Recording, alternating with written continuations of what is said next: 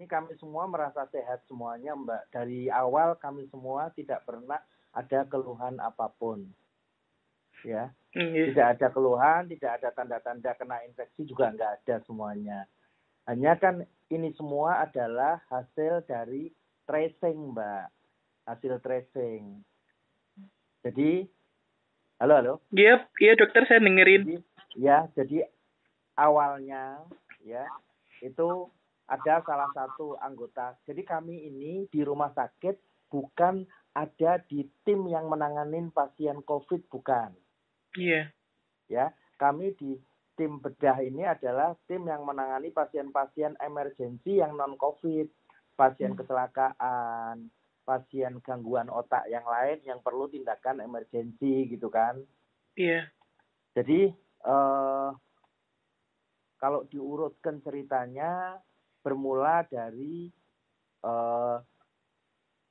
tanggal 21 Maret ya.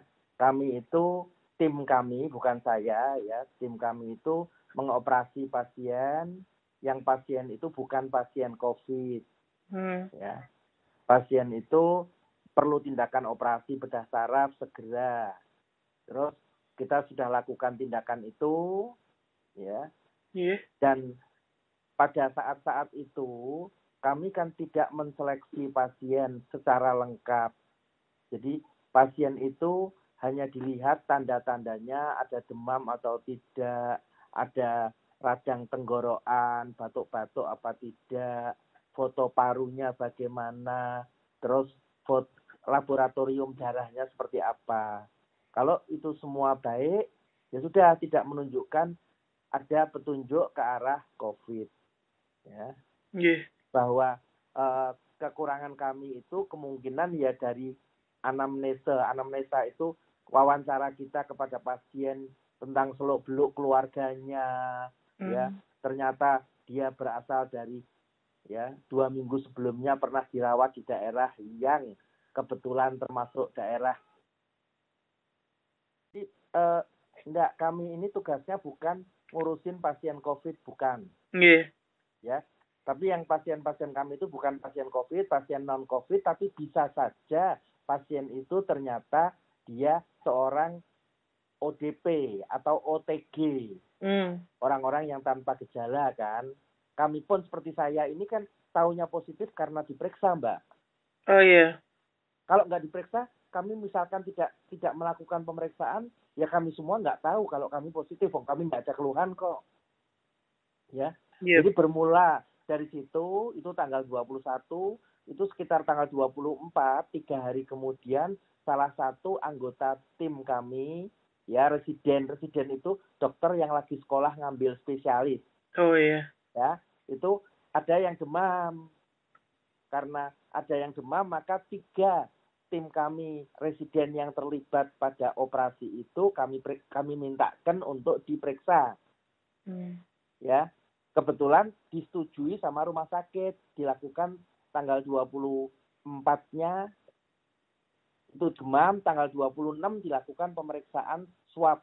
Tes swab itu tes PCR yang hasilnya pasti ya pada. Ya, kalau yang rapid test itu masih bisa ragu, kalau negatif belum tentu negatif, ya kan kalau rapid test, tapi kalau tes PCR, tes swab ini hasilnya pasti. Jadi dari 3 anggota tim kami yang kami mintakan untuk diperiksa, tanggal 26 diperiksa, hasilnya keluar tanggal 1 April. Ya, salah satu ternyata positif, Mbak. Oh. Ya, 1 anggota tim kami itu. Tapi pasien sendiri sudah dirawat, sudah selesai, dan pasien sudah pulang.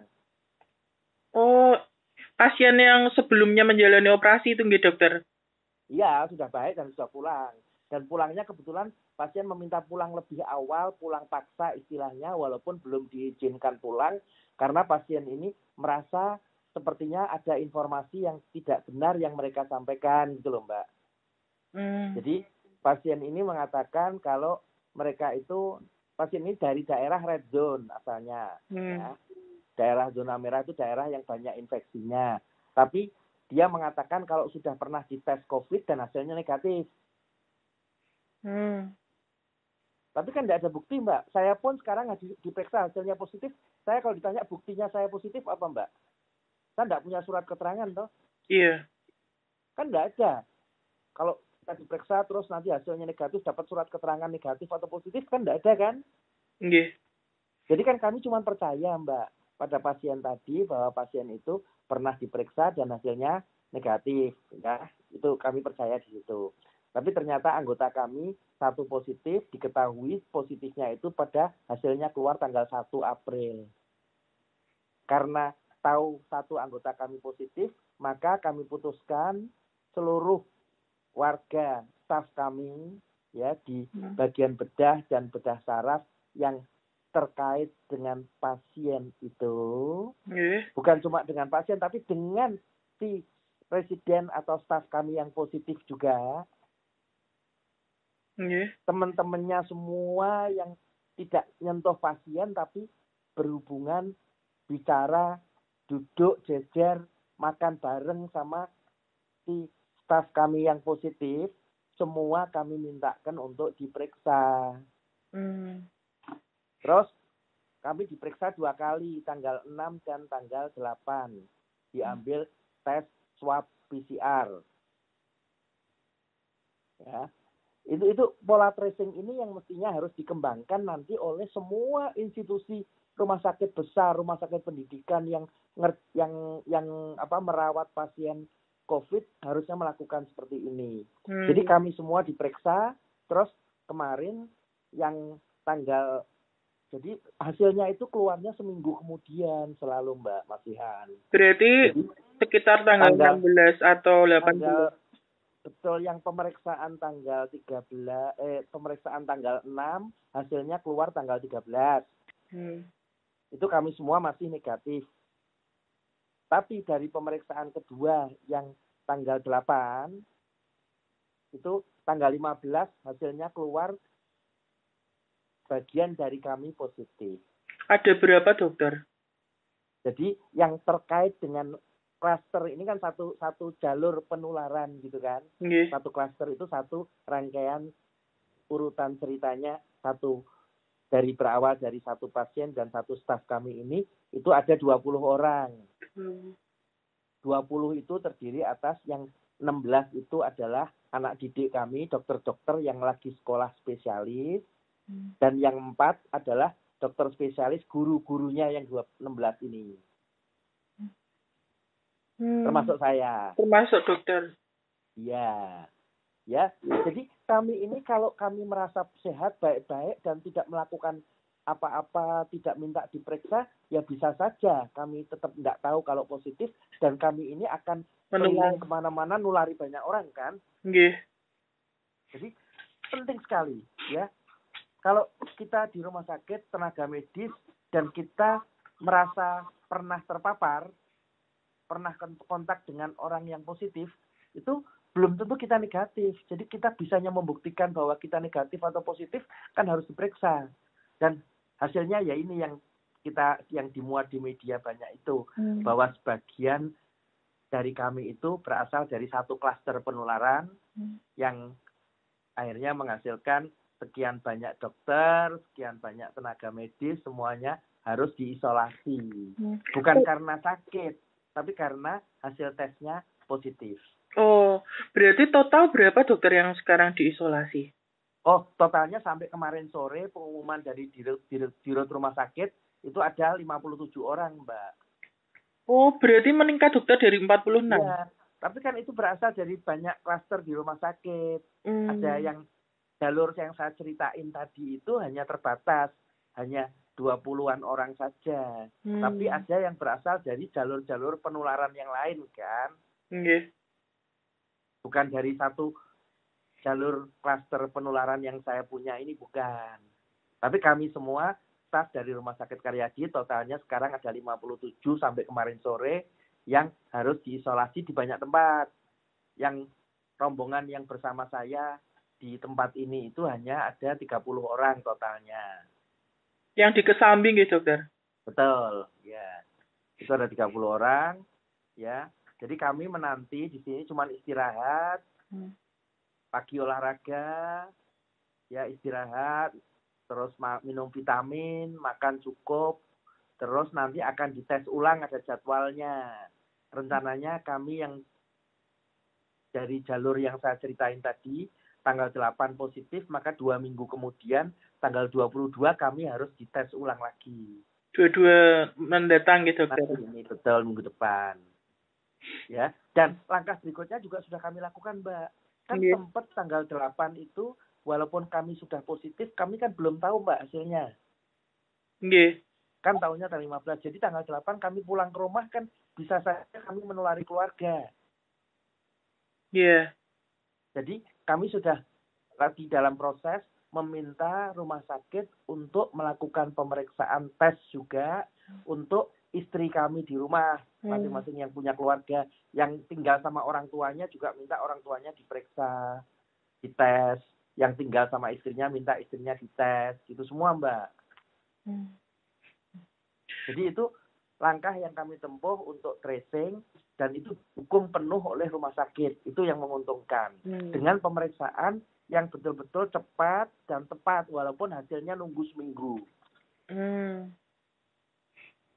Berarti sekarang keluarga dokter masih di rumah atau di rumah? Saya cuma berdua sama istri. Istri saya di rumah, tapi sudah direncanakan Senin yang akan datang, Senin lusa, Senin minggu depan ini, ya, mau dilakukan tes untuk keluarga, Mbak. Ya, sebentar, Mbak, ada yang ngetok pintu sebentar. Nggih.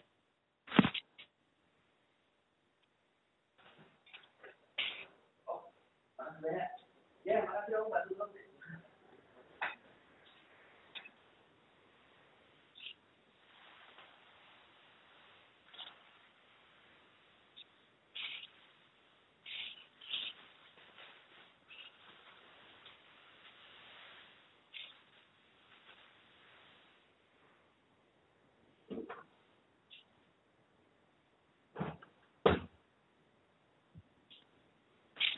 Halo. Nggih, dokter. Ya. Jadi keluarga, terus juga sejak tanggal 8 itu, karena saya belum tahu kalau saya positif, saya sempat 2 kali praktek ketemu pasien. Belum dikasih tahu tanggal 15-nya kan. Nggih. Jadi saya mencoba untuk memberitahu lewat rumah sakit, menghubungi pasien-pasien yang sempat ketemu saya, Mbak. Ketemu saya, pasien dihubungi dengan 2 nasihat, kalau ada gejala, demam, sakit tenggorokan, atau sesak napas, langsung periksa ke rumah sakit.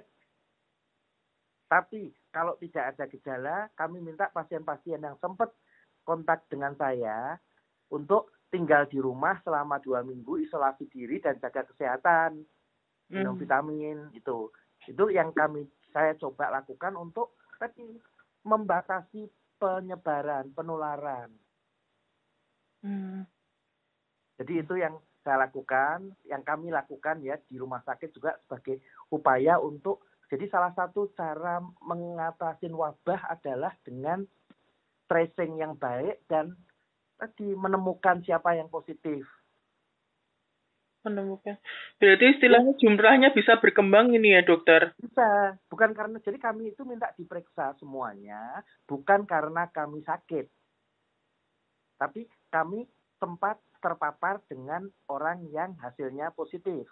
Gitu. Jadi, dan itu kalau nggak didukung sama rumah sakit, banyak tempat-tempat lain, teman-teman kami yang sempat terpapar, minta diperiksa oleh rumah sakit, karena rumah sakitnya mungkin masih terlalu sibuk ngurusin pasien dan sebagainya, belum bisa dipenuhi. Jadi kalau orang bilang bahwa dia tidak ada keluhan, belum tentu dia negatif atau positif, karena nggak diperiksa. Berarti kan kalau kena infeksi ini, yang 80% kan nggak ada gejala, Mbak. Nggih.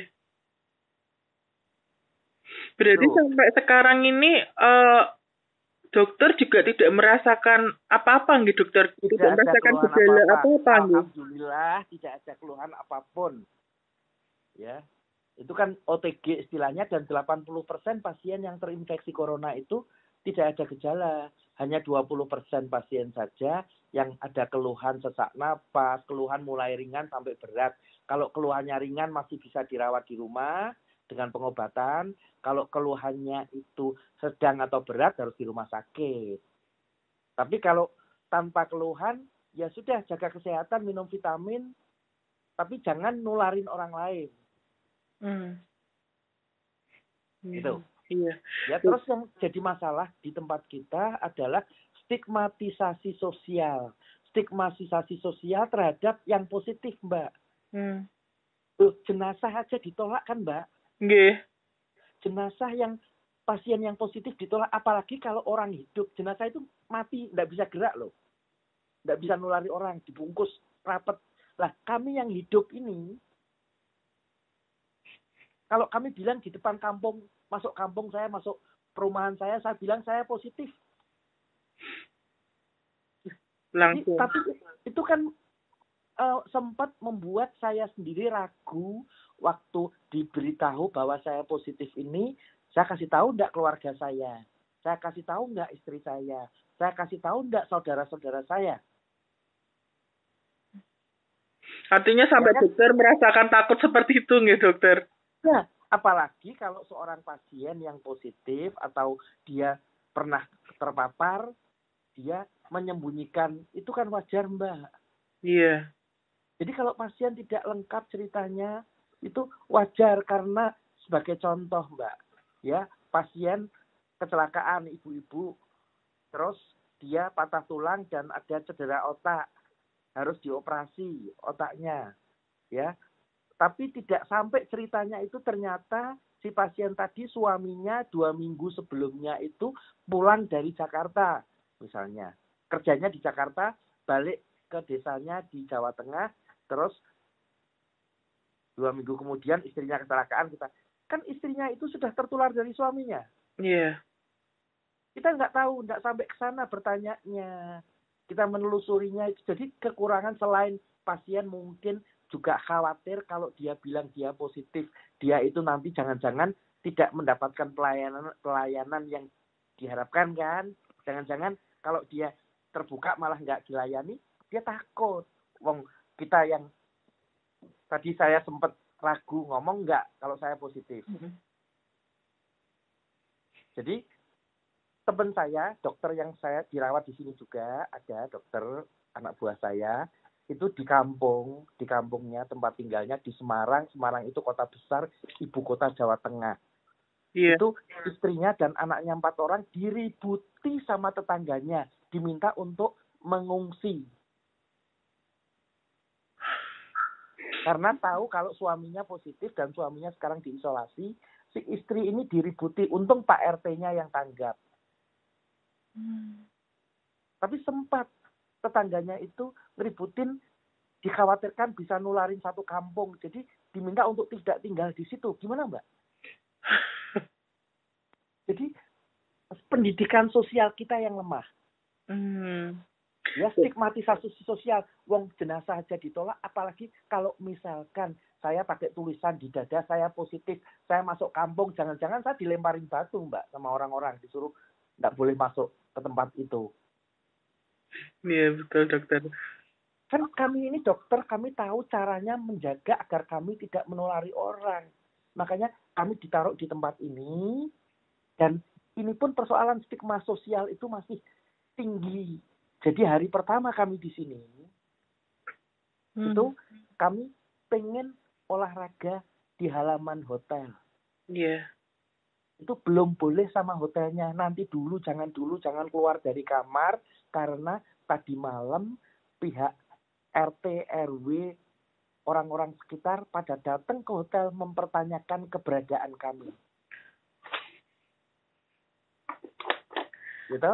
Yeah. Akhirnya kami minta bantuan dari pihak pemerintah daerah, pemerintah kota, pemerintah provinsi, untuk itu mereka menangani itu, urusin penjelasan kepada warga masyarakat. Mereka harusnya, kami ini tenaga medis kan, kalau mereka sakit kan yang merawat kami semuanya.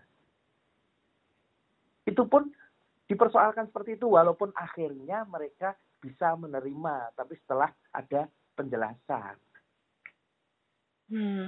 Akhirnya baru hari kedua kami berani ya diatur dengan safe supaya tidak supaya tetap ada jarak gitu kan. Karena kami jumlahnya banyak, satu shiftnya 10 orang olahraga bareng di halaman senam pagi, Mbak.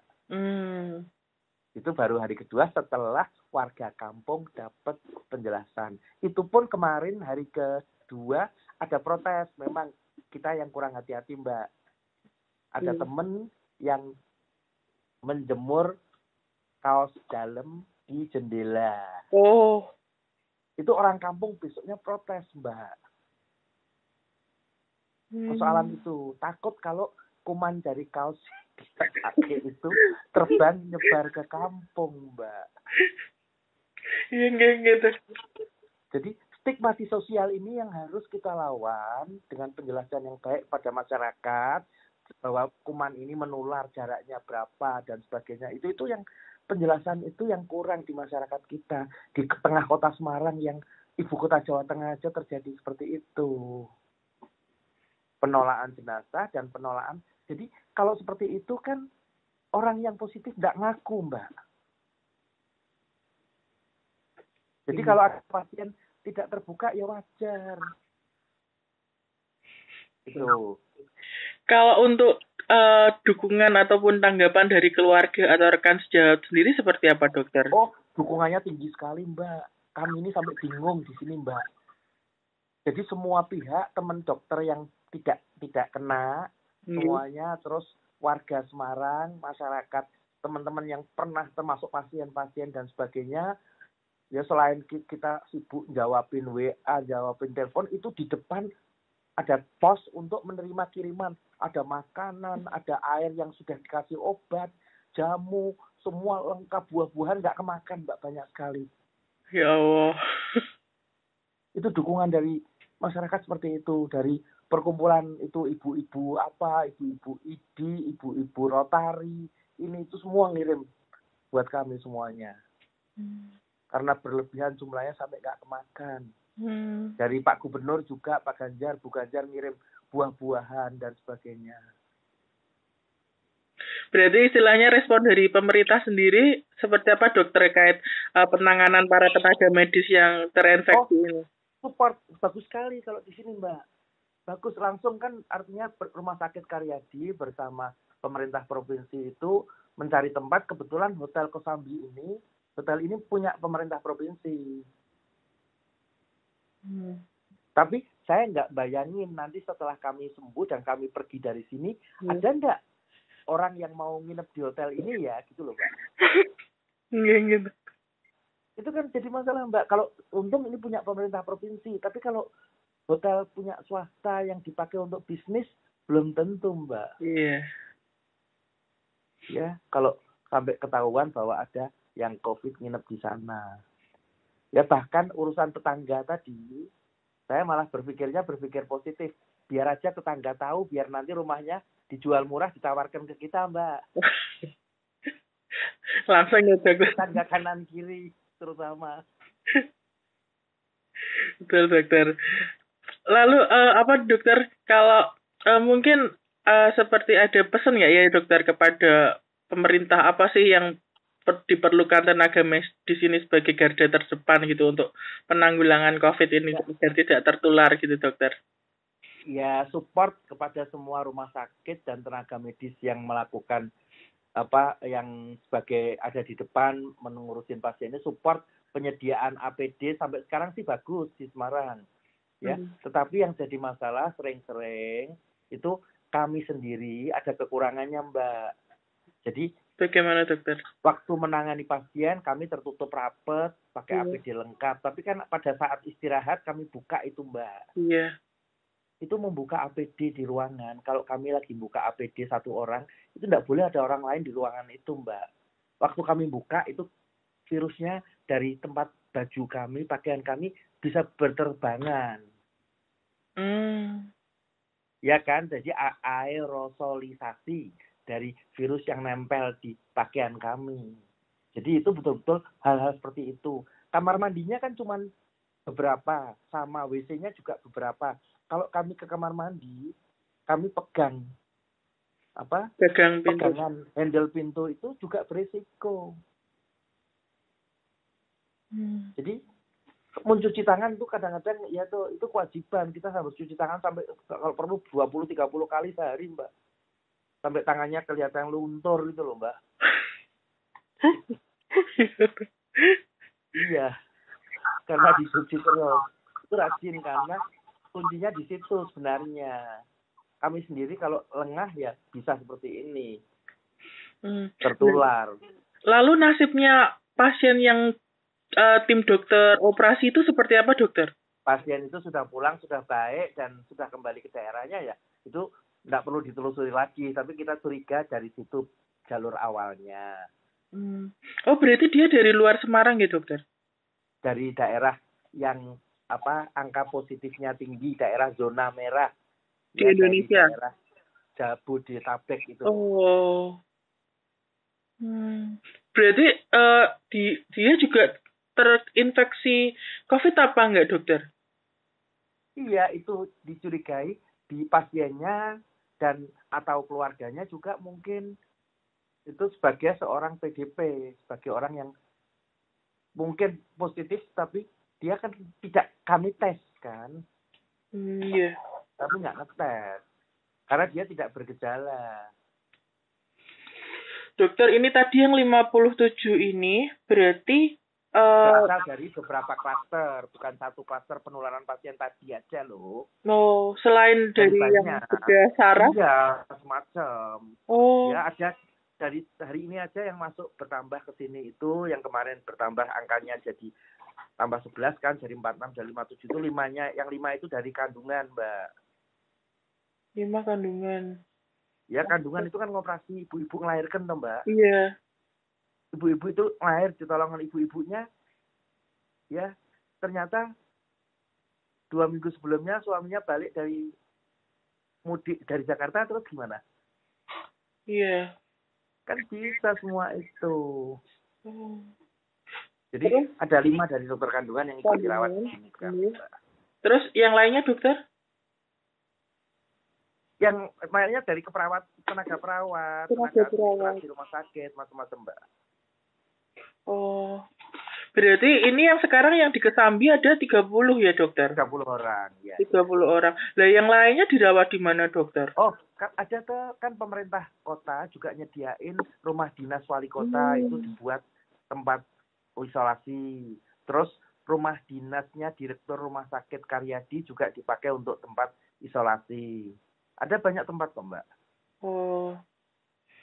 Dokter, mungkin ada pesan-pesan nggak, dokter, kepada rekan sesama dokter ataupun tenaga medis lainnya agar tidak itu terinfeksi gitu, dokter, mungkin? Termasuk pesan untuk masyarakat juga.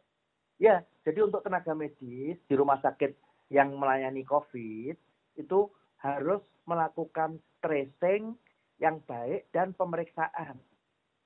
Kami anjurkan semua. Jadi harus tahu positif atau tidaknya, ya, bukan dari ada gejala atau tidak.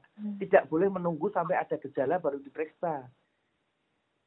Tapi dengan memutus rantai kan, kalau saya ketahuan positif, kan ini diputus rantainya pada saya, selesai. Langsung isolasi ya, dokter? Ya, walaupun saya tidak ada gejala. Dan jadi siapapun yang merasa terpapar, maka rumah sakitnya harus mendukung untuk melakukan pemeriksaan tes yang tepat tesnya, yang swab test PCR itu harusnya. Ya, jadi itu untuk tenaga medis, lakukanlah tes semuanya di rumah sakit yang menangani COVID. Yang sempat terpapar, pernah terpapar, untuk tahu siapa yang positif dan yang tidak positif. Itu. Untuk masyarakat, yang dibutuhkan adalah tadi, hilangkan stigmatisasi ini. Saya ingin tunjukkan di depan masyarakat luas, ini loh, saya positif. Saya positif, saya mengisolasi diri, tapi Anda jangan musuhin saya, jangan menganggap saya ini sesuatu yang harus kayak lihat ular atau lihat tikus harus dibunuh. Berarti istilahnya masyarakat perlu merubah sikap gitu ya, dokter?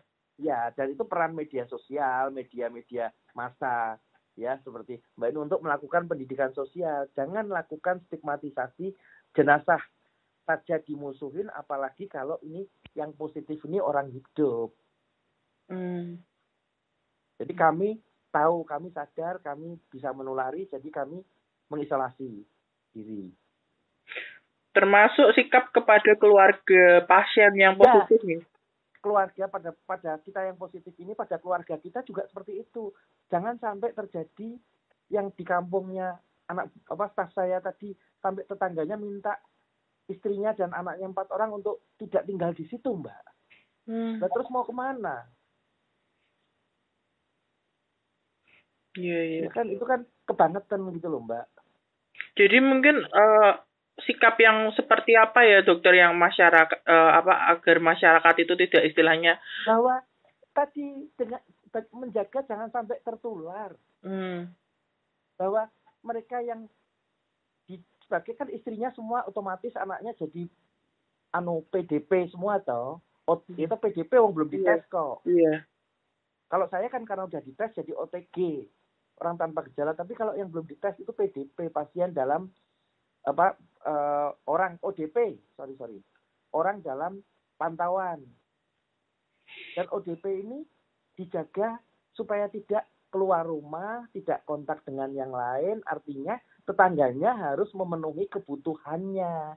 RT-nya harus mengkoordinir siapa yang ngirim makanan hari ini, siapa yang ngirim makanan besok, dan sebagainya. Kalau perlu apa-apa, beli apa-apa, ada yang membantu membelikan. Iya. Itu berarti istilahnya cukup tidak berkontak aja gitu ya dokter. Iya, bukan terus sampai dia jangan tinggal di situ, harus pergi dari situ. Itu enggak benar. Nanti ya itu tadi siapa enggak ada yang mau untuk kita kan enggak pengen positif toh, Mbak. Iya. Ini bukan kemauan. Iya, tapi kalau ternyata kita positif, ya sudah, saya mengisolasi diri selama 2 minggu, nanti dites ulang, kalau negatif, baru saya berani keluar lagi, baru, ya. Siap, dokter. Berarti Dokter Zainal Mutakin ini sehari-hari di Karyadi berarti bertugas di bagian bedah saraf, Mbak. Bagian bedah saraf itu nanganin pasien tumor otak, pasien stroke, pasien kecelakaan, bayi-bayi, anak-anak yang kepalanya tambah besar, hidrosefalus. Ya. Gitu. Jadwal tiap dibagi 3 grup olahraga pagi, terus sarapan, terus setelah itu kegiatan masing-masing di kamar istirahat, ya, terus sampai sore juga nanti paling kita jadi kebosan, kebingungan, Mbak, nggak ada kegiatan. Iya. Ya, jadi kami merencanakan malahan teman-teman yang dari bedah kan ada 10 orang, yang di sini ada 12 orang teman yang bedah. Iya. Ya, yang residen itu. Saya tawari mereka untuk saya mau ngasih kuliah juga lewat Zoom, lewat internet. Saya tawarkan ngasih kuliah lewat internet. Terus nanti kalau kan minggu depan bulan puasa, Mbak. Iya. Bulan puasa kami rencanakan ya tadarusan bareng di kamar masing-masing, tapi supaya ada komunikasi di depan pintu, Mbak, pintu kamar. Terus kami juga rencana jamaah sholat maghrib sampai isya itu, kalau maghrib sholat jamaah tapi tidak jejer, tidak deket, tapi di depan pintu kamar masing-masing. Termasuk terawih ya, termasuk terawih juga dokter mungkin. Ya, yang di sini semua kita ajak semua. Ini nanti itu sampai menunggu untuk positif itu sampai menunggu hasilnya negatif, Mbak. Negatif nggih. Iya kan, di tesnya ulang itu selalu dihitung 2 minggu setelah positif. Kalau nanti masih positif ya ditunggu lagi seminggu kemudian lagi dites ulang lagi. Dokter, untuk tim perawat, tim medis yang ada di Kesambi itu juga dari Rumah Sakit Karyadi, dokter? Semua. Ini semua dari Karyadi semua, Mbak, yang di sini, Mbak. Mereka juga istilahnya bertugas lengkap dengan APD seperti itu. Iya. Waktu di rumah sakit ya bertugas APD lengkap. Sekarang pun kami tiap pagi ada petugas kesehatan dari rumah sakit dengan APD lengkap yang meriksa kami, ngukur suhu badan, ngecek tekanan darah, ngecek oksigennya, semuanya diperiksa semua, Mbak, tiap pagi, Mbak. Iya. Berarti memang benar-benar ketat ini nih, dokter. Oh iya, itu lagi. Ya itu bikin jadi kebingungan. Biasanya tiap hari sibuk pagi sampai sore, sekarang jadi pengangguran ya, banyak ngaji, banyak sholat duha, banyak bawa komputer buat nulis, buat apa Mbak. Akhirnya kesibukannya seperti itu nih dokter? Iya, dikasih kesempatan untuk istirahat lah. Tapi takutnya jadi gemuk nanti, makanannya kelebihan. Makanan banyak.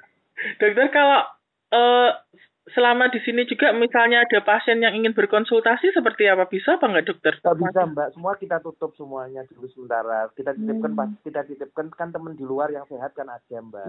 Gitu, nggih. Jadi di Karyadi juga ada, tidak semuanya positif. Jadi untuk pasien-pasien kita titipkan semuanya pada teman-teman yang masih bisa bertugas.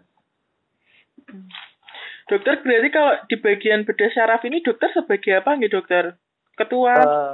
Bukan ketua itu kan pekerja jabatan administrasi ya. Pernah saya, tapi sekarang yang pegang ketuanya sudah anak buah saya. Saya tapi bisa di kantor itu yang paling istilahnya paling senior. Nggih. Paling senior, dan kebetulan saya, yang profesornya kan saya. Nggih. Kondisi seperti sekarang ini masyarakat itu harus seperti apa gitu dokter? Ada pesan nggak tuh? Mengerti tentang wabah ini, memahami wabah ini bukan soal enggak banyak yang mati dikit, gejalanya ringan, bukan. Tapi kalau makin tidak ngikutin peraturan pemerintah, masih keluyuran, tidak pakai masker, tidak cuci tangan, ini sampai akhir tahun enggak akan berhenti, Mbak. Selalu ada orang sakit baru gitu loh, Mbak.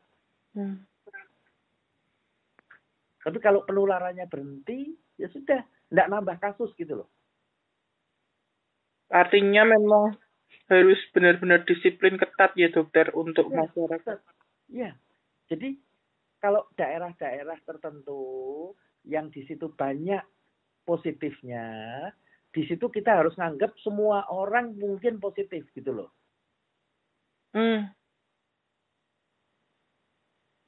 Sampai seperti itu.